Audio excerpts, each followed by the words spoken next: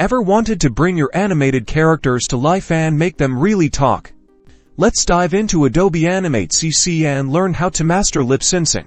First, import your character head and the audio you want to use for the lip sync. Ensure your audio is a separate file in your animation timeline in the Properties panel.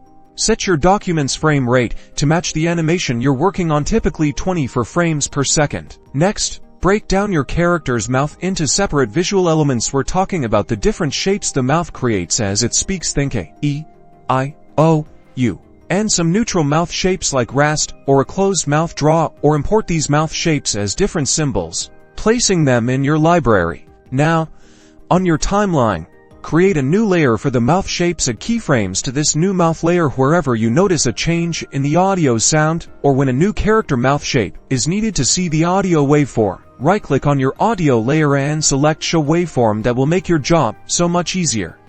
Starting with the first keyframe, navigate the audio to the start, matching your first phoneme sound, and select the corresponding mouth shape from the library. Make sure it fits perfectly over your character's mouth and that you sized it correctly. Remember to place the mouth on the shape in the correct position, using the position properties in Object Options. As you move through the timeline, add keyframes and swap the mouth shapes according to the sound in the audio waveform. Make adjustments to the positioning, scale, or rotation as to match speech sounds. This key to great lip syncing is paying close attention to the timing that corresponds to the audio. Keep refining your timing as you add more mouth shapes. Remember, practice makes perfect.